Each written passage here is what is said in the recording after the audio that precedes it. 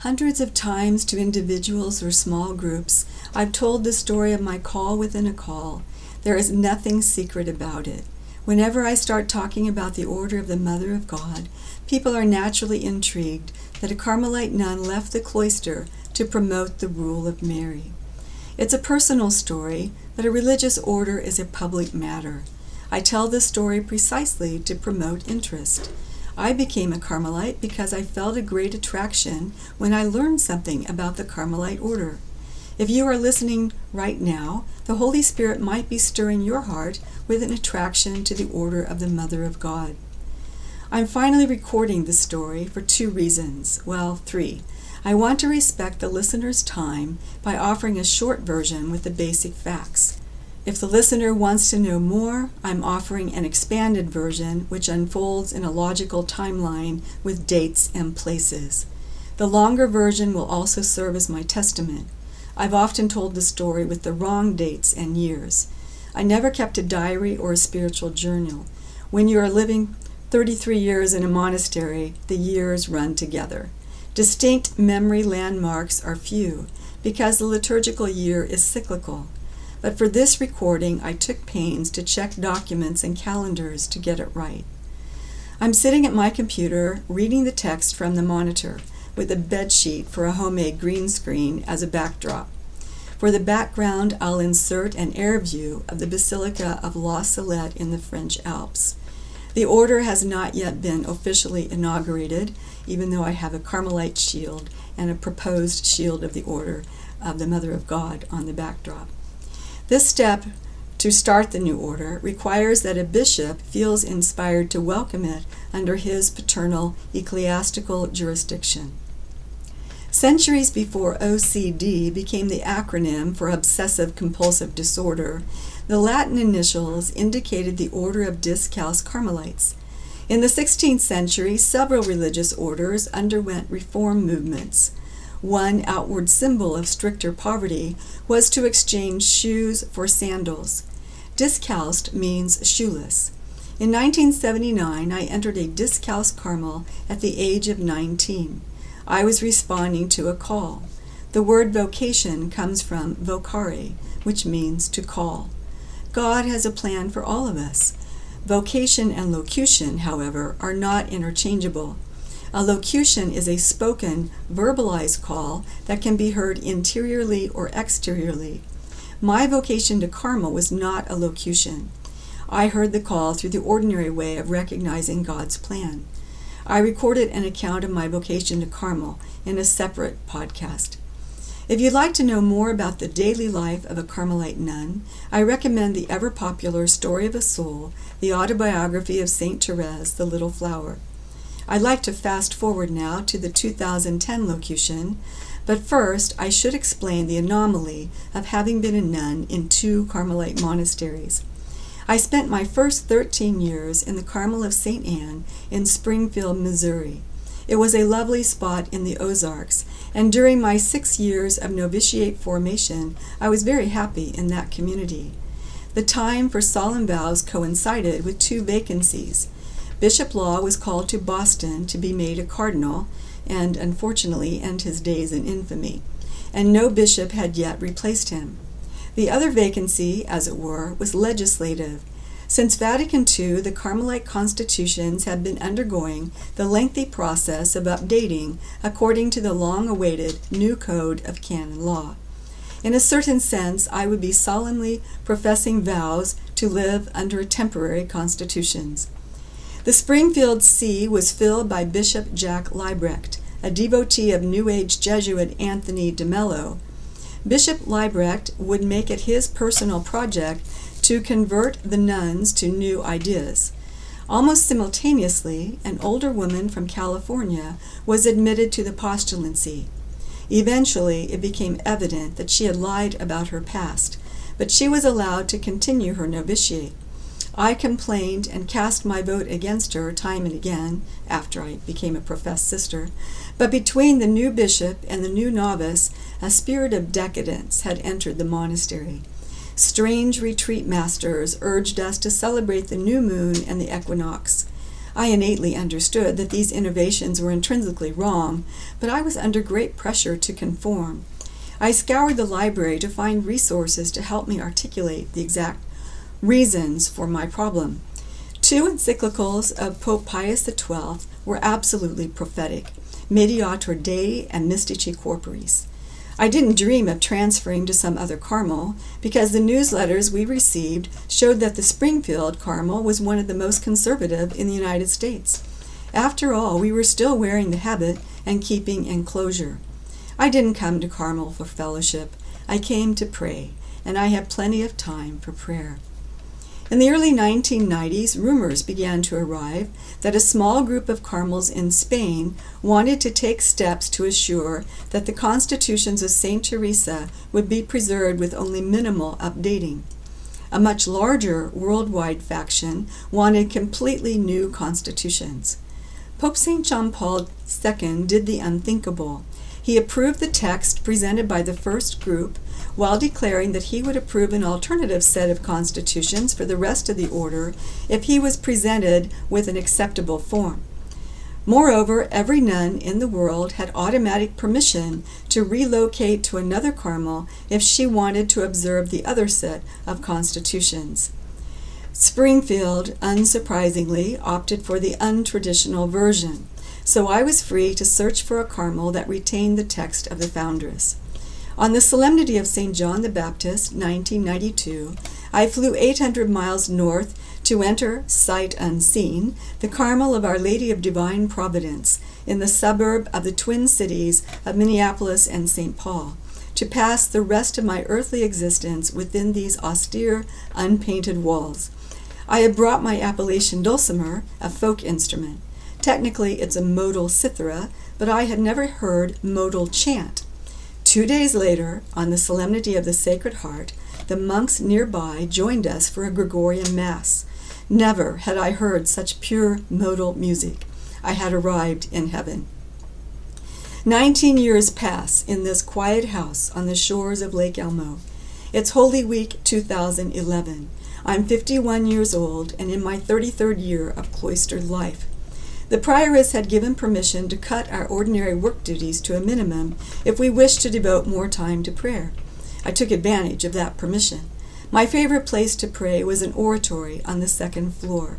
It's a small, plain upper room. A grill is set into a square opening that allows a sister to gaze into the sanctuary below. It was more solitary here than in the nuns' choir, but it was equally close to the tabernacle. It's Tuesday of Holy Week, April 19th, 2011. I had risen with the community at 5:30. We chanted lauds at 6. The divine office was followed by an hour of mental prayer. Then we chanted terce. At 7:45, the monks came over to celebrate Holy Mass. After Mass, we spent a quarter hour in thanksgiving for the grace of Holy Communion. We left the choir in procession, removed our white choir mantles, received the blessing of the prioress, then went without ceremony to breakfast.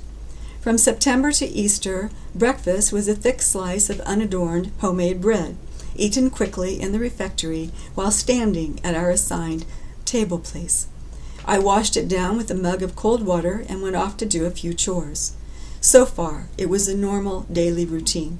Silence reigned, except for recreation periods, which were reduced in Holy Week, or else the slot was exchanged to practice the chants of the Triduum. The liturgy was very rich, of course. I'm sure my heart and thoughts that morning were immersed in the passion of my Savior.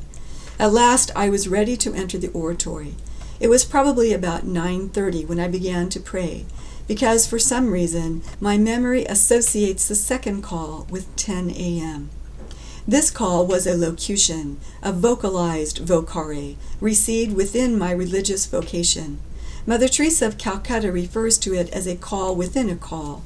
She heard her call to found a new community when she was on a train. She was a Loreto sister and had been happily teaching the faith to young girls for nearly 20 years. When she related her call to her bishop, he was greatly hesitant to allow her to step out alone into the slums to minister to the poorest of the poor. When St. Peter Julian Eymard received his call, it nearly broke his heart to walk away from the Society of Mary, his beloved community of 17 years. But he did it. He founded a priestly society which would bear great fruit by promoting devotion to the Blessed Sacrament throughout the world. That second call to leave one's religious family can be more wrenching for some than leaving one's natural family. I'm giving these examples to show that my locution was not really that extraordinary. Most of the congregations in the church have been started by men and women who already had years of experience in some other congregation. Grace builds on nature. The normal way for parents to learn to be parents is to be raised by parents. After slaying Goliath, young David was brought in from the pasture to spend a dozen years in the household of King Saul. The Lord thus provided David with an education in government and the opportunity to observe at close hand the strengths and weaknesses of another king. So there I was in the oratory, and like all the rooms in that convent, it resembled a garage. Gray cement floor, unpainted cement block walls, unfinished cement ceiling. The kneeling pad was like those in the cells, a thin cork mat just large enough for 2 knees. The only adornments were a metal crucifix above the grated opening, a small statue of Mary on one corner shelf, and a statue of the Infant of Prague on another corner shelf.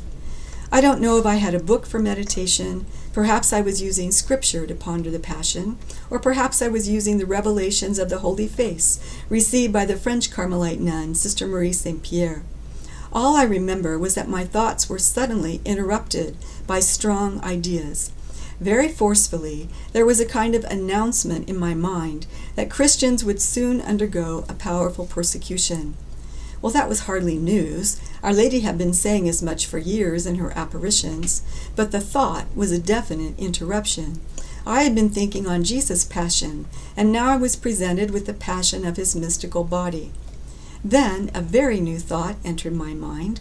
I was again, rather forcefully, being asked to leave the cloister to accompany Christians, especially the laity, to encourage them and strengthen their faith. While I was trying to process that amazing, albeit nonverbal invitation, I distinctly heard 6 words, and promote the rule of Mary. I instantly asked, but what is the rule of Mary? La Salette. That was the whole thing. The rest is just details, and nuns love details. You might presume that I immediately ran to my cell to jot down this extraordinary experience, but such an idea didn't occur to me. I had just been told to set out to care for other people. The new vocation I had received wasn't about me. My thoughts would thenceforward be focused on this mission. Since I didn't record it, you may question how I am certain it was Tuesday of Holy Week. It's normal for nuns to brand events with a liturgical feast. As time rolled on, though, the precise year became a bit fuzzy, and I often said it was 2010, but I've now established for certain it was 2011. Using a calendar, I figured out that it was April 19th. The date had not entered my memory because I couldn't associate April 19th with a saint's feast. After I became steeped in La Salette, and I will relate how St. Joseph helped me to find the rule, the number 19 has become precious. Our Lady of La Salette appeared on September 19th, and St. Joseph's solemnity is March 19th. In Carmel, we commemorated the infancy of Jesus on the 25th of each month as a little Christmas. Perhaps the Order of the Mother of God will commemorate the 19th in honor of Mary and Joseph. Another thing nuns like to do after receiving some special grace is to go back and read what the Lord said in the Mass readings for the day. I did that just now, and it was amazing. The Gospel for that day echoed the complaints of Our Lady of La Salette regarding priests, and Jesus foretold the fall of 2 apostles, Peter the Pope and Judas, the administrator of church funds. The first reading was from Isaiah and was more personal. Yahweh has spoken, who formed me as his servant from the womb. I can't tell you if I heard a male or female voice, or if I heard the words with my ears. I'm not sure if I asked my only question out loud. Perhaps I was too surprised to think of any other questions. I was feeling a sort of shock because I did not feel any shock. For crying out loud, I had solemn vows as a Carmelite. I was under papal enclosure. These canonical walls are higher than cloister walls. It would require a prioress, an archbishop, and prelates in the Vatican to open the door to let me out. I cherished my contemplative vocation. I woke up every morning excited about the life I was living. It was not important to me that I had no idea exactly who my prayers and sacrifices that day would help. I was utterly confident that my life had value and that this was where the Lord wanted me to be. Saint Therese, meditating on St. Paul's text, famously affirmed that it was the role of contemplatives to be the heart of the Church. Others play more active roles in the great mystical body as hand or eye or foot. All the members are needed. We just have to figure out what God created us to be and to do. The reason that I didn't ask if it was all right for me to change places in the mystical body, or how I was going to avoid scandalizing people if I abandoned my cloistered vocation, was because during that experience I felt enveloped in love. It was as if my spouse was putting his arm around my shoulder and saying, "We'll be together, we'll make new friends, it will be fine." In that compressed moment of the call, I realized that although I had pronounced my vows literally into the hands of a prioress, and in the presence of sisters, monks, family, and friends, these people were only the witnesses. My vows were to my spouse. If he wanted me to follow him to another community, the Church permits such changes. These two parts of that mystical experience have already come to pass. None of my church authorities doubted my calling, and no one in my family or among my acquaintances, Catholic or non-Catholic, has ever once complained that I had scandalized them. Instead, many said they were edified, that I was willing to give up what they perceived to be a secure position in a convent and step out into the unknown. I always marvel that people so readily believe and experience which I have no way of proving to them. However, they are wrong to give me credit for abandoning so-called security. A religious, by the nature of her vocation, renounces any worldly security. In Carmel, we deliberately changed cells every 3 years. The word mine was not allowed in the vocabulary. It was our prayer book, our veil, our toothbrush. As Pope St. John Paul wrote so beautifully in his document on religious life, Vita Consecrata, the vows of poverty, chastity, and obedience publicly renounce the good and lawful things of this world so that religious can fulfill their vocation to be eschatological witnesses of the life to come. In the oratory, I learned that persecution was coming, and perhaps it was imminent. I was supposed to go forth and encourage Christians. Nevertheless, I received the news in a cloud, as it were, of gentleness and sweetness. I did not feel the least pressure to hastily decide anything or rush anywhere. I understood that I would have whatever interval was needed to fulfill my obligations. 3 time-consuming obligations stood before me. First, I was virtually in a contract commitment to coordinate a hymn translation project, which eventually would be given to the U.S. bishops. I couldn't let down the religious in several monasteries in different states who depended on my layout expertise in special software. However, I was only the typesetting servant. It wasn't in my power to speed up this project, which had already spanned several years. The second obligation was practical. I was the sole vestier for the monks who lived nearby. The only other sister who had experience in sewing hooded habits and hooded choir mantles had passed on to her eternal reward. I would need to train a sister to take my place. The third obligation was personal. I needed time to discern the origin of this locution.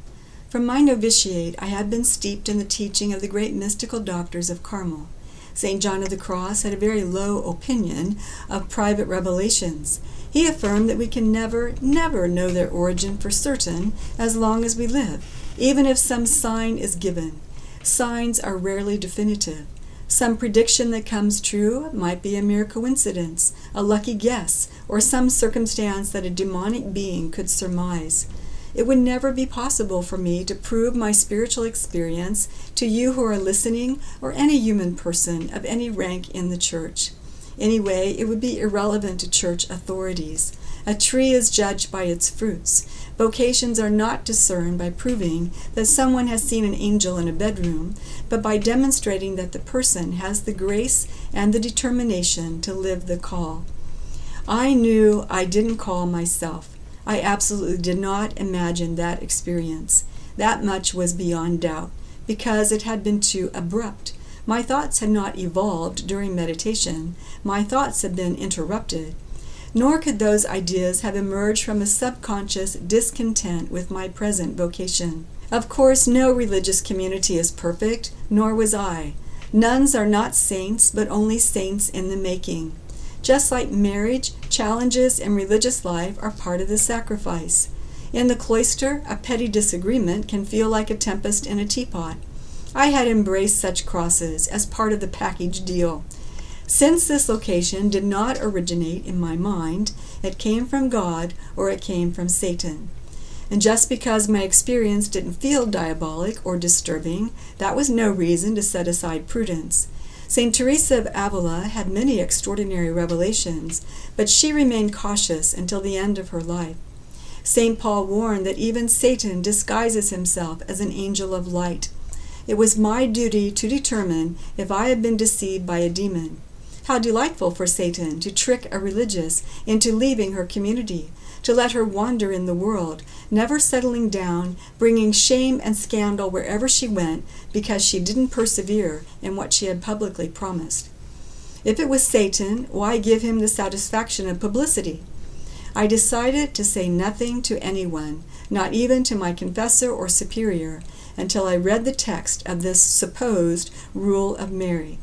If Mary had given a rule during the approved apparition of La Salette, as the voice affirmed, then the text could be symbolic and apocalyptic, as is most of that apparition. In that case, it wouldn't be a real rule for a real religious community, but just one more aspect of Mary's admonition from heaven.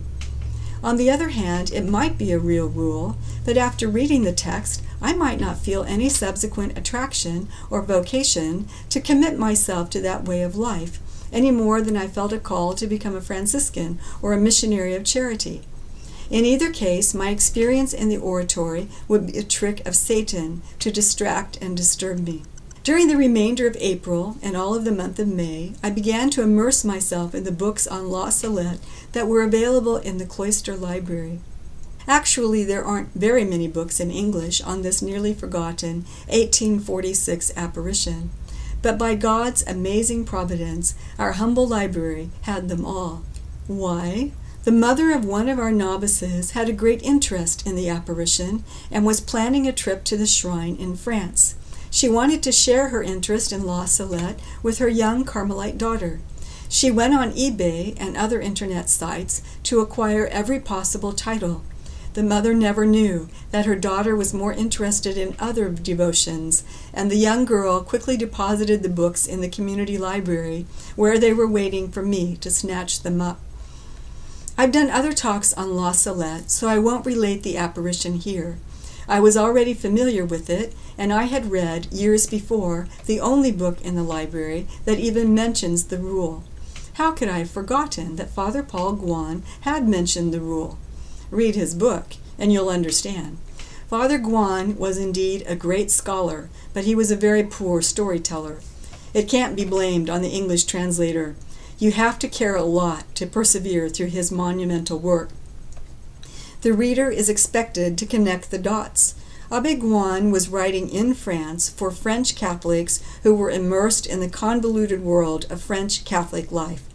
This nation that had been through an anti-Catholic revolution in 1790, followed by a century of Catholic hierarchy corrupted by politics and Freemasonry. Moreover, Father Guan presumed that his readers were familiar with the geography, cities, and states of pre-World War II Europe. Since Melanie is obliged to move from place to place throughout her long life, the author skips here and there with no regard for a bewildered American reader. Abbé Guan worked with other great names in his day, such as the Dominican Father Garrigou-Lagrange and the Neo-Thomist Jacques Maritain, to collect everything printed concerning the La Salette apparition.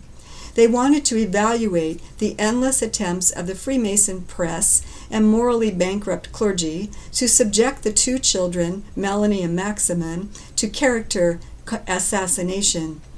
On the very day of the apparition in 1846, the children admitted they had been given a secret.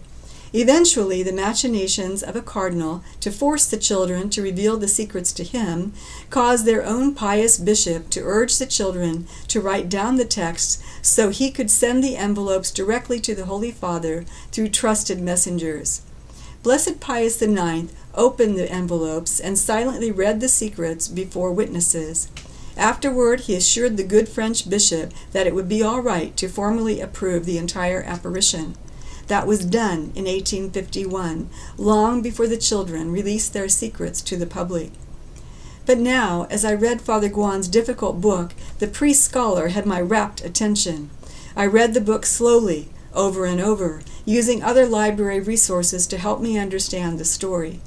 Although the rule was not part of the initial public message, for example, the threat of a potato famine, etc., the rule was separate from the secret confided to Melanie.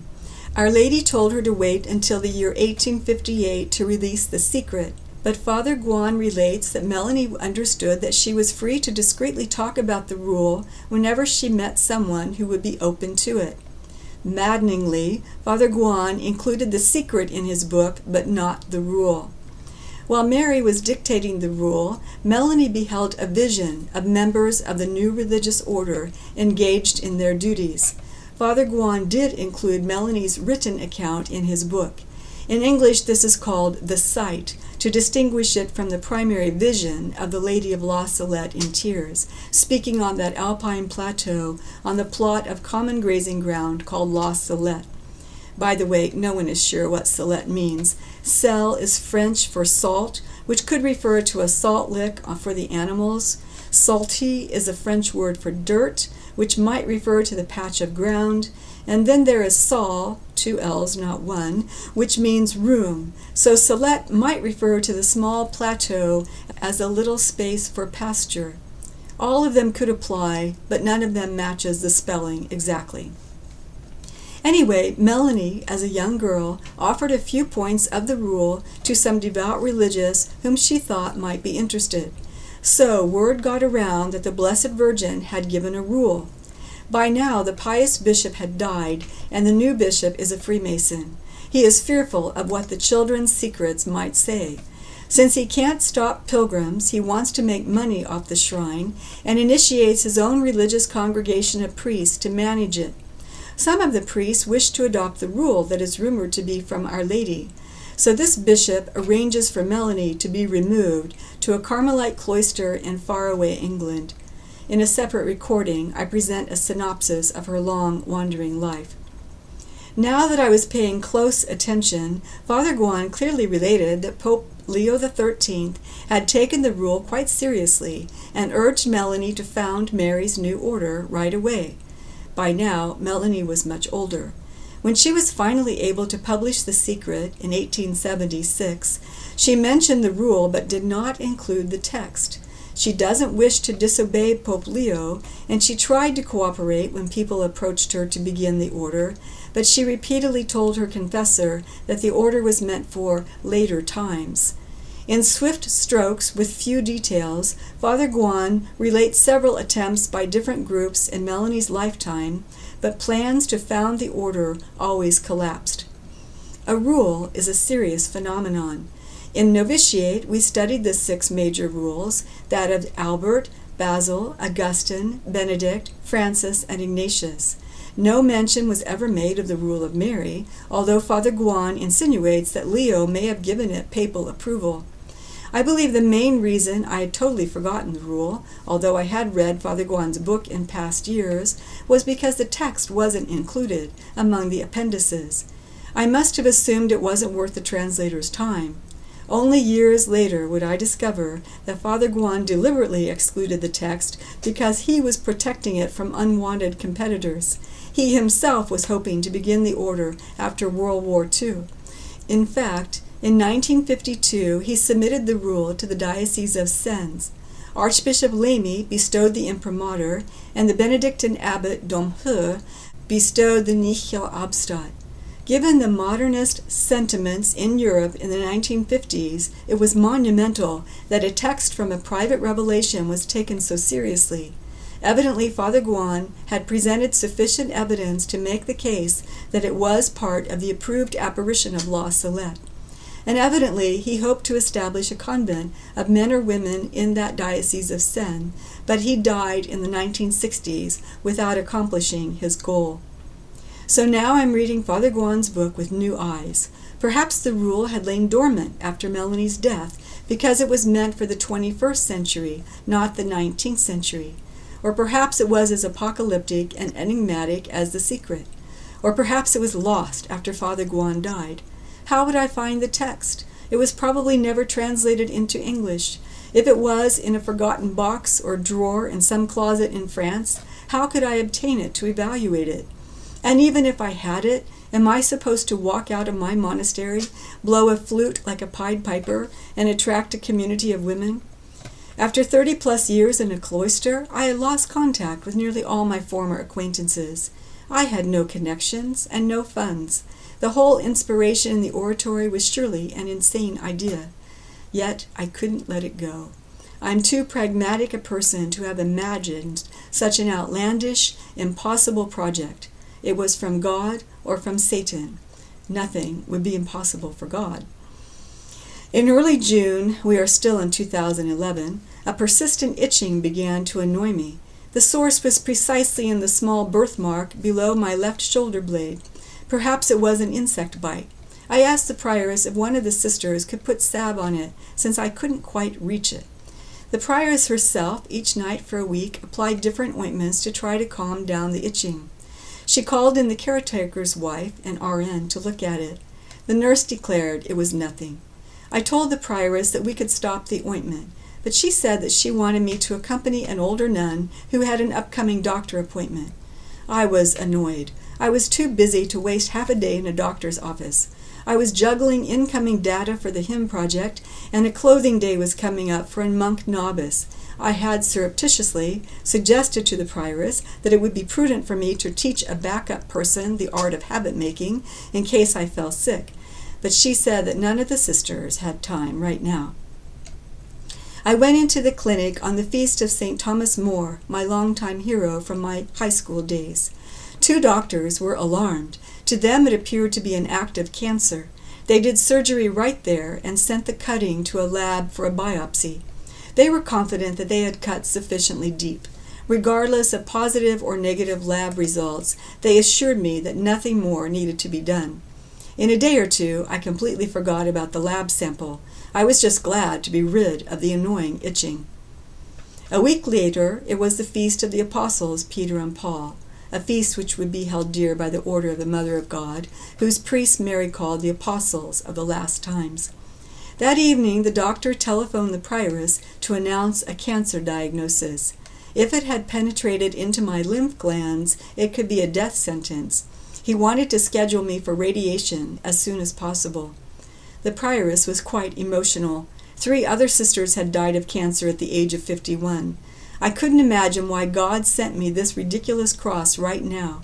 Maybe I wouldn't need life and health to encourage persecuted Christians. Maybe I was headed for the cemetery. Regardless of the origin of my experience in the oratory, my perusal of the site rekindled my devotion to the souls in purgatory. In paragraph V in the site, it's expected of the members of the Order of the Mother of God to make the heroic act of charity in favor of the poor souls. This custom goes back at least as far as Pope Benedict XIII in the 1700s. From childhood, Melanie had offered heroic penances for the poor souls who would visit her in the pasture to ask her help. The heroic act of charity didn't require too much effort. It was to commit all one's prayers, penances, and good works into the hands of Mary for the souls in purgatory and for the conversion of sinners everywhere, using the formula in the site. I think St. Therese did this, and St. John Vianney, and countless others. Why had I never done it? It was time. I chose July 3rd because it was the day that Melanie and Maximum committed their secrets to writing, to be opened by Blessed Pope Pius IX. A couple of days later, I am driven to the hospital for a one-time radiation treatment. The prioress could ask any number of benefactors to be the driver. She chose a woman of great piety whom I knew well from my years as turn sister. We were happy to see each other, and we caught up on all her family life. On the way, she showed me her new iPhone. In 2011, this was rather new technology. At the hospital, I was pummeled with questions. Melanoma is a silent killer. Symptoms usually come too late. How did I know to seek medical help? I explained that the itching was very annoying. Itching was not in their books as a symptom. They kept remarking how extraordinary it was that it was discovered and removed so early. They assured me that the radiation was undoubtedly a needless precaution. During the treatment that day, I had much time to think and pray. Should I ask my friend to use her iPhone to search for the Rule of Mary? The morning Mass reading had been from Genesis, Jacob's struggle with the angel of Yahweh. I found myself struggling, demanding that I be allowed to live and embattle the Antichrist, whom Mary spoke about in The Secret. I could hardly believe it. The idea of death has always been so sweet, but now I was begging to live so as to toil for souls. The morning's gospel had asserted that there are too few laborers in the vineyard. I wanted to put this cancer behind me and work for the kingdom. At the end of the day, my friend returned to drive me home. I asked her to Google the Rule of the Mother of God. We were in heavy traffic leaving downtown St. Paul. Through a series of stoplights, she succeeded in finding a website with the rule in English. I was dumbfounded. I was also totally frustrated. We had arrived at the monastery, and there was no time to read it. But now I understood that Melanie had sent me melanoma to assure me of the rule's existence. From that time forward, I was highly motivated to prepare for my new mission. I immersed myself as much as possible in the history and spirit of this new order, using the site and the library resources at my disposal. In my evening and Sunday free time, I scanned entire La Salette books into PDFs, because most of them were out of print and might be difficult to obtain after I left Carmel. Once they were in digital format, my study abilities were enhanced because I could do word searches. I began to feel enkindled with a mighty flame of love for the order of the Mother of God. I had entered Carmel because of the brown scapular. I had assumed that Carmel was the order of Mary par excellence. But in novitiate, I was surprised to discover that the Rule of St. Albert never once mentions Mary, St. John of the Cross hardly 3 times, and St. Teresa of Avila very rarely. The hidden Mary of Nazareth was the Carmelite model for a life of intimacy with Christ.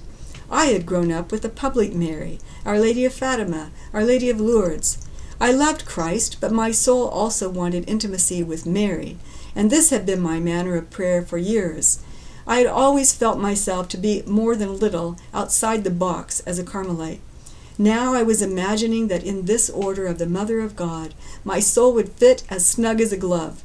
But I couldn't be sure without reading that rule. Besides being vestiaire for the monks, I was also their secretary to help them in their ongoing project of the restoration and enrichment of the Carmelite rite. The hymn project was just a segment of that larger project. I was given a computer and special software to assist me in my work, but I had never had internet connection in the cloister. When I needed web data, I had permission to pass a flash drive to the turn sister with a note for this or that benefactor. Every few weeks I carefully crafted a message. Dear Mrs. X, it would be convenient to have a digital text of the Rule of St. Benedict and the Rule of St. Ignatius and the Rule of Mary to do comparison studies. The prioress never followed closely my work with the monks. It seemed a completely natural request for the rite. After a while, the flash drive would be returned with the first 2 rules, but not the Rule of Mary. I would wait a few weeks and try a different combination of rules with another benefactor. Same result. Eventually, I acquired digital versions of every major rule, but not one single version of the Rule of the Mother of God. How did it come up so easily on that iPhone, but could not be found when I asked for a download? Months passed by. It's Lent of 2012. I had exhausted my short list of outside internet helpers. It would soon be a year from my Holy Week experience, and yet I had no way to evaluate it. St. Teresa of Avila instilled in her daughters her mighty devotion to St. Joseph. His feast was approaching. At the beginning of the novena, I told St. Joseph that since he was the husband of Mary, her order was his responsibility. If I had been deceived in my spiritual experience, may he please make that clear, and I would let it go. But if God really wanted me to promote the rule of Mary, please get me that text, St. Joseph. I made a novena for his feast March 19th. Laetare Sunday happened to fall on the 18th, the eve of the feast. The Gregorian Mass was joyful and glorious. The nuns filed out afterward to remove their white mantles. There on my choir box was the Rule of Mary printed in 3 languages, and a flash drive with the rule in 6 languages. A post-it note was attached. "Sister, we found this months ago, but forgot to bring it to you until this morning." I nearly fainted with joy. Laetare. After breakfast, I ran upstairs to read it on my knees. It was a proper rule. There was nothing apocalyptic about it. The 1974 Liturgy of the Hours have been hastily translated after Vatican II. The English Committee, ICEL, decided to speed up the process by scrapping the 288 proper liturgical hymns. This was a sacred patrimony. Some of the hymns dated to the 4th century. They had been written for the hours and composed with Gregorian melodies. Instead, the infamous ICEL Committee inserted any handy English hymns they could find, many of them borrowed from Protestant traditions with doubtful theology, and none of them matching the context of the liturgical hours. Monks and nuns had suffered with this outrage since 1974. One way to escape this insult was to obtain permission to pray the office using liturgical prayer books proper to religious orders.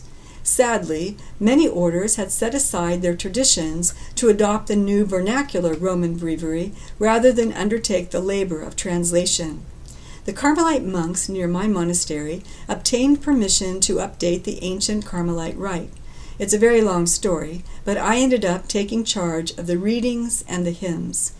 After a letter-writing campaign, I discovered a federation of nuns who were skilled in Latin and were willing to translate the Latin hymns quite literally into English, retranslate them into the meter of the Gregorian melodies, set them to square notation, then sing them in choir, and tweak them if necessary. No monasteries had a surplus manpower or nun power, so we knew that the task would span quite a few years. The Federation agreed to do their part on condition that I facilitate the organization of the project. That was my forte. About the same time, a new panel was commissioned to produce a new translation of the new Missal for most of the English-speaking nations in the world. It would take the bishops 12 years to agree on the new translation of one book of prayers. During those years, we kept asking the reason for the delay. Rumors were strong that homosexual-friendly, high-ranking clerics were uncomfortable with a masculine divinity and refused to approve any English pronouns that referred to God as Him. A draft translation would be passed along to all the bishops of all the nations involved in the project. Every year or so, the text would be sent to Rome for final approval. Pope John Paul, then Pope Benedict, would throw it back at them. So it will go round and round again with endless revisions and discussions. The cycle went on until Benedict told them that they had one more chance to prepare a correct English translation. If they couldn't come to an agreement, then a sacred congregation in Rome would, under papal supervision, would impose a translation. The new English Missal was released in Advent 2011. Cries of delight rose up from the clergy. The noble and dignified language of this 2011 edition caused a stream of petitions to immediately flow toward the bishops, begging for a new translation of the Divine Office.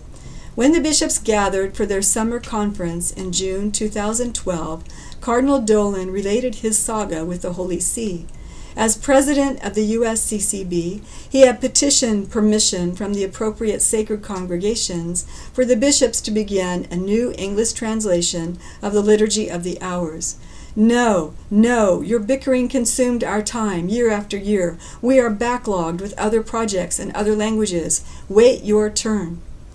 After several rejections, the cardinal asked for a personal interview with Pope Benedict.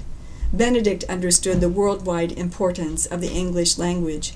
He decreed that the translation begin. Cardinal Dolan announced that at the upcoming November conference, the task would be divided into subcommittees.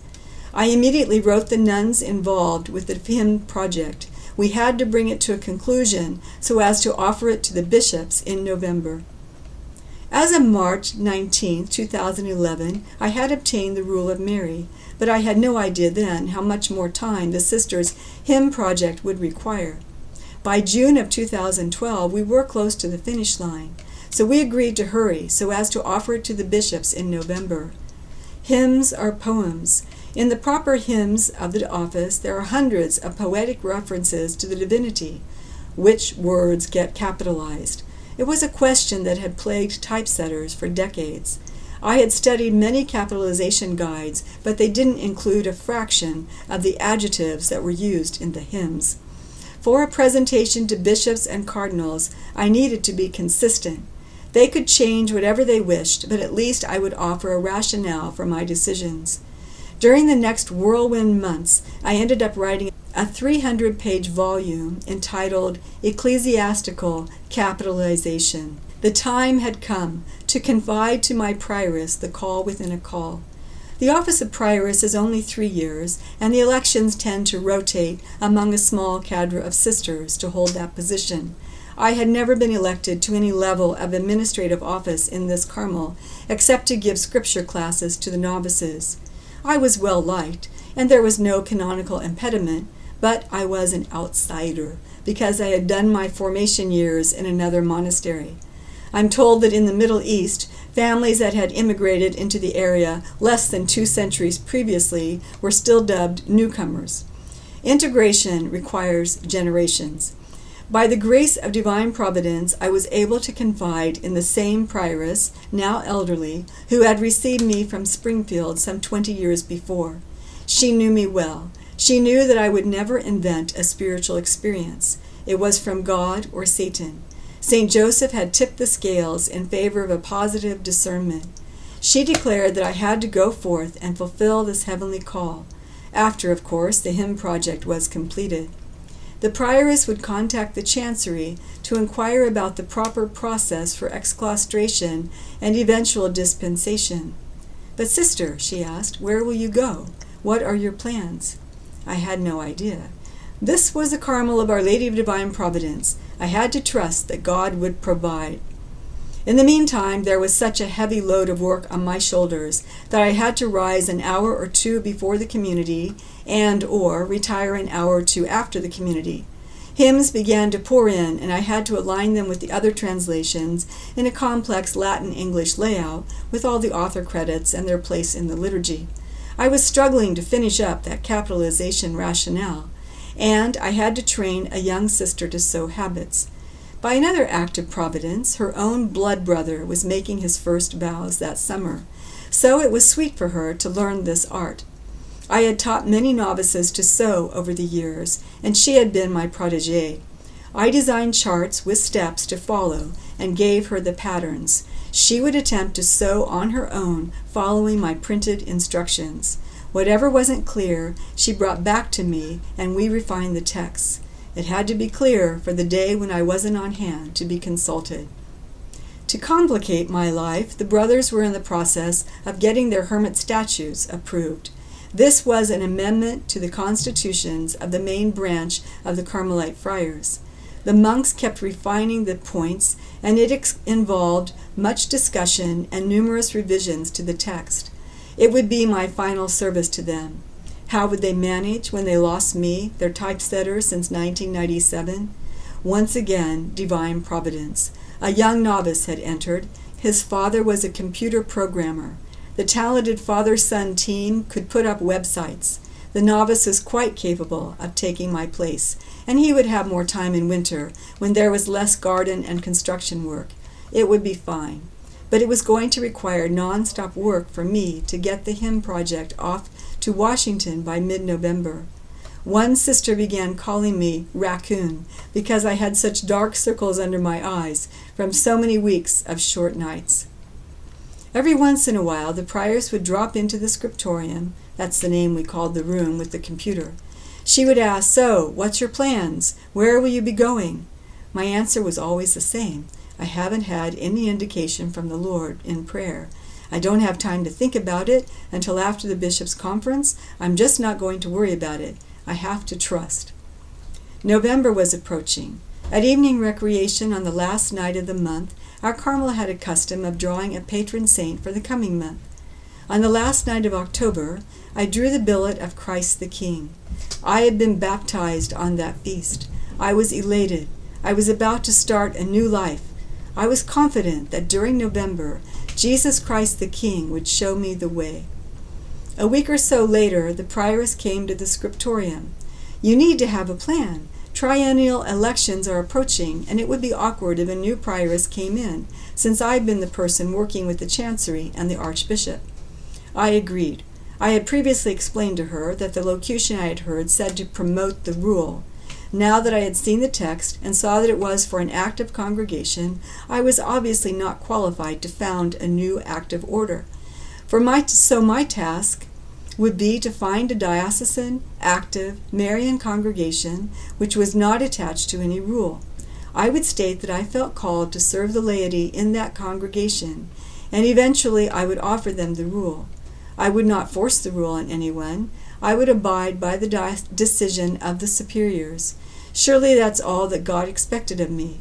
But I didn't know how to find that Marian congregation. The prioress had an idea. She knew Mother Clare, who had recently founded the Handmaids of the Heart of Jesus in the Diocese of New Ulm, Minnesota.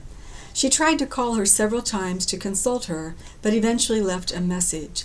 Every few days the prioress would drop into the scriptorium. "Mother Clare hasn't called me." "Well, Mother, I'm just too busy to think about it." On Sunday, November 25th, 2012, Feast of Christ the King, Mother Clare finally returned the phone call. She apologized for the delay. She had been out of town on a retreat with her novices. She suggested that I apply to SALT.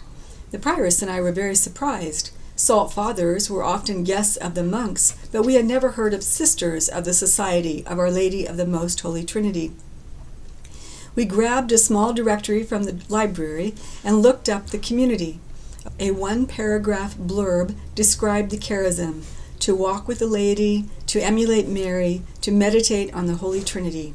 I was ecstatic. I ran off to the scriptorium to compose my letter of application to their sister servant, director of novices, that very day. A week later, the Carmel received a newsletter from the Salt Sisters in the St. Anne Mission of North Dakota. The prioress brought it to me. I was enchanted by everything. We assumed it was sent by the sister servant, but later she told us she had nothing to do with it. She had no idea how we suddenly got on the mission mailing list. Obviously, St. Anne had something to do with it.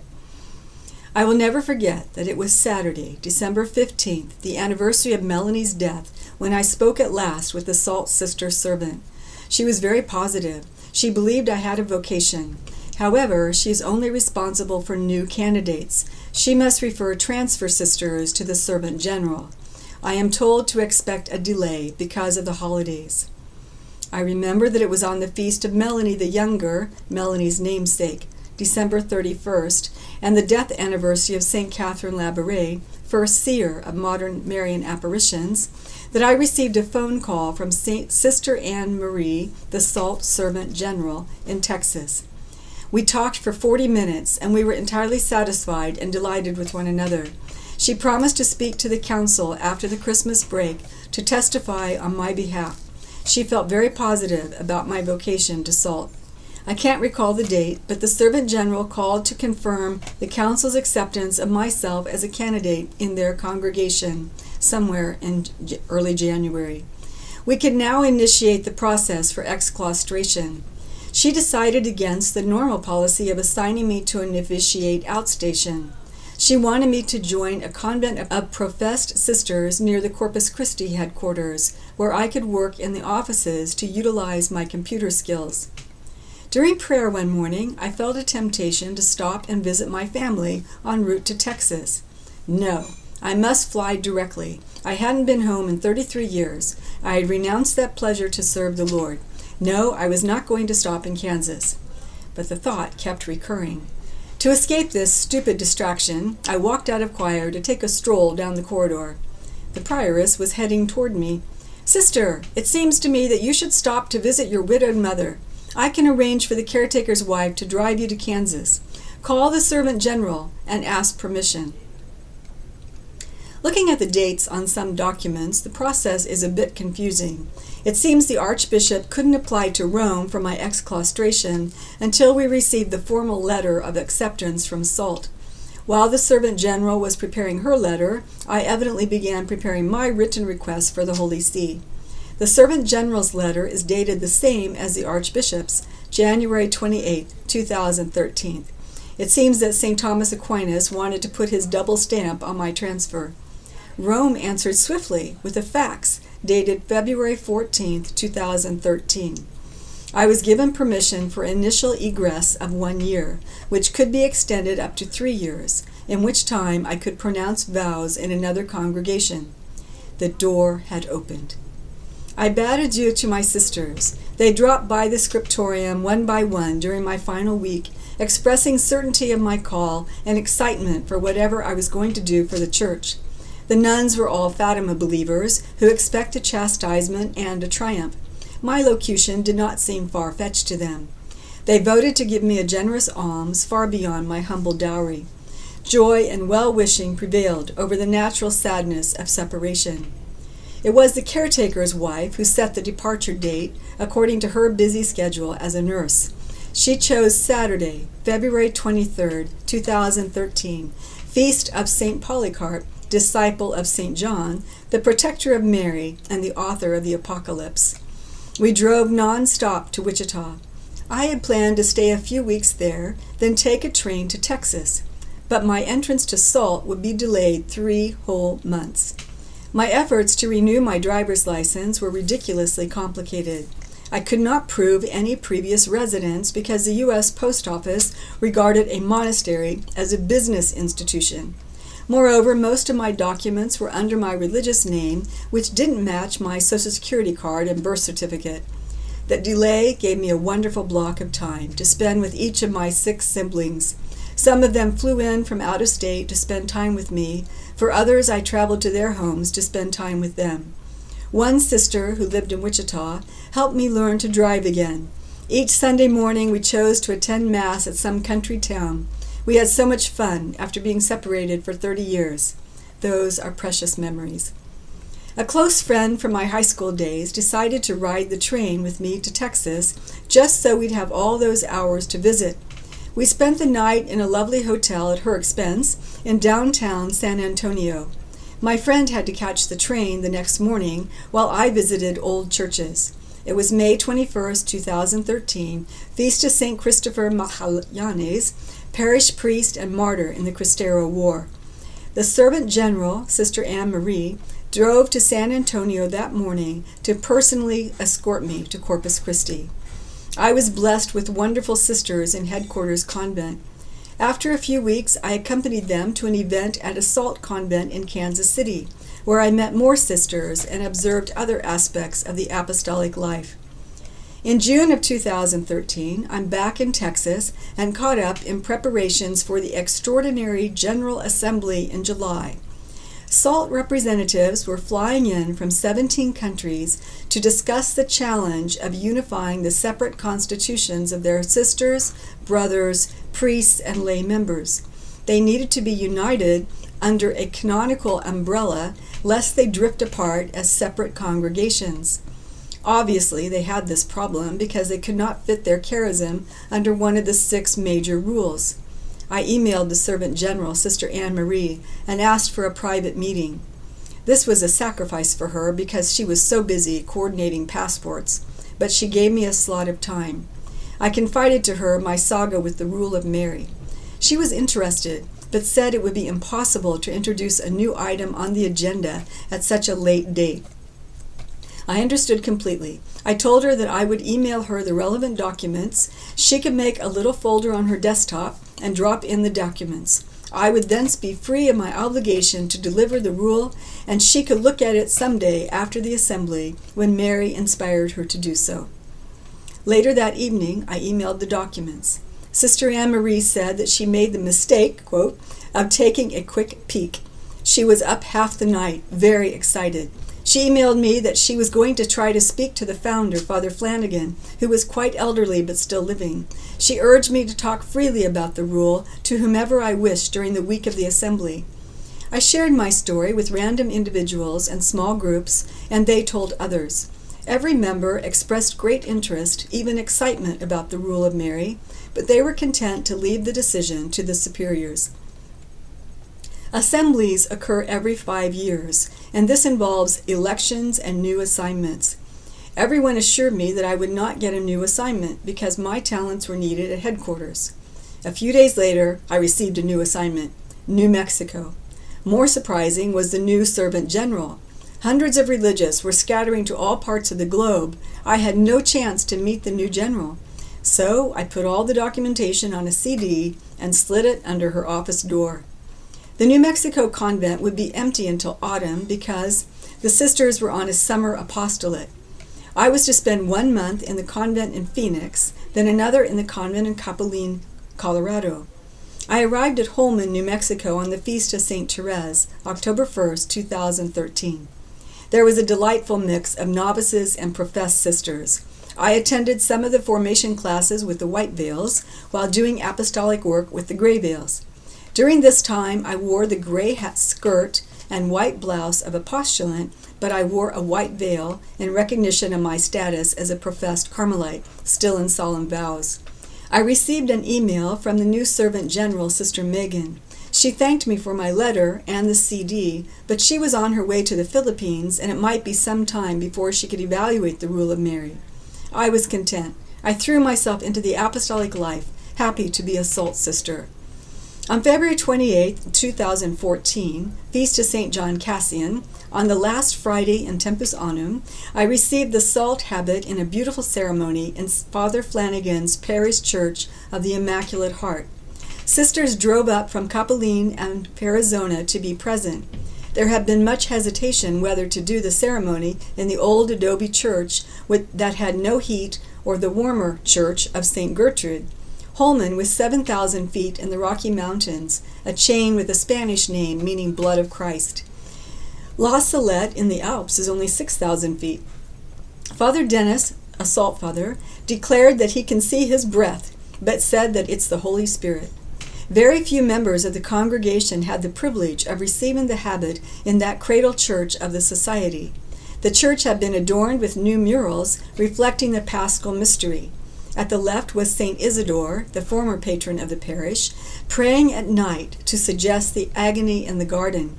The center scene was the crucifixion, Good Friday. At the right was Holy Saturday and Easter. Mary's halo was formed from the light from the open tomb. Along with the habit, I was given the gray veil of the professed sisters and the crucifix. Newly clothed novices receive a white veil and the miraculous medal. However, I did not receive the scapular and salt insignia of those in final vows, because according to canon law, a sister must remain 3 years before her transfer can be finalized. Spring and summer passed happily. I was working with lay people and involved in a number of apostolic works. Novices and professed sisters asked me about the convents I had spent time in. An assignment typically lasts 5 years. Yet I had been in 5 convents. It was as if I was getting a crash course in the active life. Toward the end of summer, excitement was in the air. The new servant general, Sister Megan, was driving from convent to convent. I hoped to be able to speak to her about the Rule of Mary. She arrived in Holman on September 18th. In the evening, she said she'd have time to see me the next morning. She had no idea that September 19th was the feast of La Salette. For 2 hours that morning, I talked about the Rule of Mary because she had lost my CD and never studied it. I suspected that had happened, so I was prepared. I handed her a folder of printed texts and my commentaries. She was impressed with my oral account and said she would have much traveling time to peruse the folder. On November 7th, 2014, exactly on Melanie's birthday, Sister Megan emailed me asking me to send her the digital texts so that she could share them more conveniently with her counselors. The society, as I said, was in 17 countries. I was very excited. She had asked me on several occasions, now if SALT would reject the idea of adopting the Rule of Mary, would you still feel called to be a SALT sister? I said yes, I still felt called to minister to the laity. I only feel called to offer SALT the rule. I can't make the society accept it. Nevertheless, I felt confident that SALT would surely accept and implement the Rule of Mary. In December, I began a novena for Melanie's death anniversary, December 15th, for the intention of SALT's discernment of the rule. Early in the novena, Sister Megan asked me to drive to the Belen Convent near Albuquerque, where she was staying. She wanted to tell me in person what the council had decided. I probably met her Saturday, December 6th, but I don't have any notes, and the day was a blur. I was totally unprepared for her discernment, which could be summed up, SALT is not called to follow this Rule of Mary, but I believe God is calling you to begin the order of the Mother of God.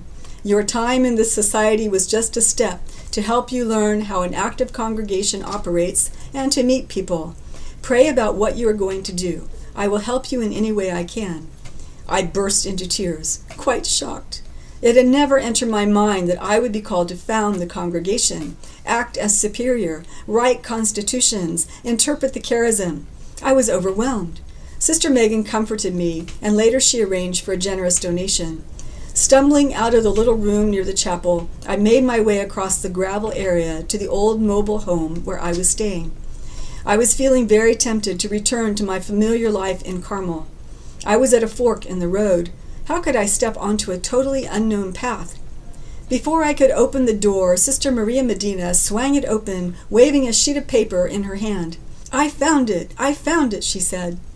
I just wanted to slip into my room and cry, but I was polite and asked her what she found. My spiritual director loves this poem, but it took me a while to find the text. It was Robert Frost's famous poem, which ends, 2 roads diverged into a wood. I took the one less traveled by, and that's made all the difference. I laughed out loud. Mary will open doors. I'm just her instrument. I called my Carmelite prioress to tell her that I had to leave SALT. My prioress affirmed that I needed to go forward and follow the Spirit. I could not return to the cloistered vocation. So what could I do but call my widowed mother? She had a guest room and told me to come to Wichita. From Wichita, I went to France, during which my mother had to downsize. Since then, I've been a guest in a series of homes, giving talks, working with laity, managing an ever-expanding website and YouTube channel, while consulting clergy and bishops. While I was 58 years old, I told everyone that Mother Angelica launched her satellite at the age of 58, and Karl Wojtyla became Pope John Paul at the age of 58. But a few weeks ago I turned 59, so now I tell people that Mary should have chosen someone younger, smarter, and better looking. If I manage to launch this order, it will be evident that it is her work, not me. I am only her instrument. I've tried several times the last few weeks to make this recording, and now I am amazed that I am filming this today on the Feast of Christ the King. And this year, 2018, it lands once again on the Feast of St. Catherine of Alexandria. Perhaps this is another baptismal sign that the order is about to be born. God bless you. Oh, I think I never said my name on this. I should say it in the video. I was baptized, and my legal name is Mary K. Farran, Mary Kathleen Farran, but they call me Mary K. And then my Carmelite name was Sister Anne of Yahweh. God bless you. Please pray for Mary's will to be accomplished. Thank you for listening.